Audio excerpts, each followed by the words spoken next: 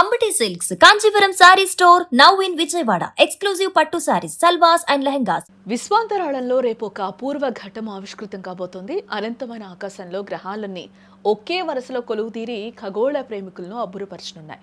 సౌర కుటుంబంలోని ప్రధాన గ్రహాలైన బృహస్పతి, బుధుడు, యురేనస్, నెప్ట్యూన్, శుక్రుడు, శని ఒకే సరళ రేఖపైకి రానున్నాయి.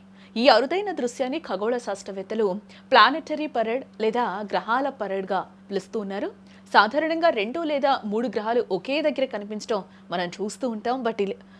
బట్ ఇలా 6 గ్రహాలు ఒకే వరుసలో కనువిందు చేయడం అనేది చాలా అరుదుగా సంభవించే విశేషం. రేపు సూర్యాస్తమయం తర్వాత ఆకాశం గనుక మేఘాలు లేకుండా స్పష్టంగా ఉంటే ఈ అద్భుతాన్ని మన కళ్ళారా వీక్షించవచ్చు. ముఖ్యంగా పశ్చిమ దిశ వైపు ఆకాశం వైపు చూస్తే బుధుడు, శుక్రుడు, బృహస్పతి, శని గ్రహాలు మనకు నేరుగా కనిపిస్తాయి. వీటిలో శుక్రగ్రహం అత్యంత ప్రకాశవంతంగా మెరుస్తూ ప్రత్యేక ఆకర్షణగా నిలుస్తుంది. ఈ అద్భుతమైన పరేడ్లో పాలు పంచుకుంటున్న గ్రహాలన్నీ వాటి కక్షల్లో తిరుగుతున్నప్పటికీ భూమి నుండి చూసే మనకు మాత్రం అవి ఒకే లైన్లో ఉన్నట్లు భ్రమ కలిగిస్తాయి. ఇది ఒక రకమైన ఆప్టికల్ ఇల్యూజన్ అని శాస్త్రవేత్తలు చెప్తూ ఉన్నారు. అయితే ఈ 6 గ్రహాల్లో అన్నింటినీ మనం నేరుగా కంటితో చూడలేం. బుధుడు, శుక్రుడు, బృహస్పతి మరియు శని గ్రహాలు కాంతివంతంగా ఉండటం వల్ల సాధారణ కళ్ళతో చూడటానికి వీలవుతుంది. కానీ భూమికి అత్యంత దూరంలో ఉండే యురేనస్ మరియు నెప్ట్యూన్ గ్రహాలను చూడాలంటే మాత్రం ఖచ్చితంగా బనాక్యులర్లు లేదా శక్తివంతమైన టెలిస్కోప్లు అవసరమవుతాయి. సూర్యాస్తమయం ముగిసిన వెంటనే ఆకాశంలో పశ్చిమ దిశలో ఈ గ్రహాల సందడి మొదలవుతుంది.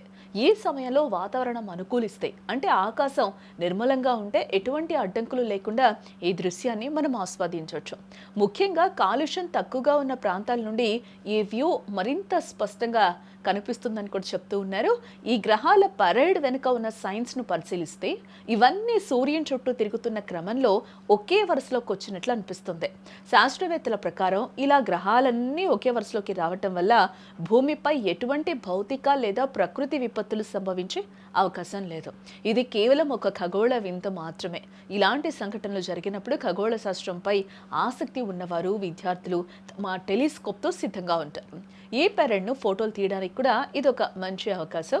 గ్రహాలు ఒకదాని వెంట ఒకటి వరుసగా పేర్చినట్లు ఉండటం వల్ల ఆకాశం ఒక పెద్ద స్టేజ్ లాగా మారుతుంది. ముఖ్యంగా గ్రామీణ ప్రాంతాల్లో ఉన్న వారికి నగరాల్లో ఉండే లైట్ల వెలుతురు అంతగా ఉండదు కాబట్టి వారికి ఈ దృశ్యం మరింత అద్భుతంగా కనిపిస్తుంది. కాబట్టి రేపు సాయంత్రం మీ పనులని త్వరగా ముగించుకొని ఆకాశం వైపు ఓసారి చూడండి.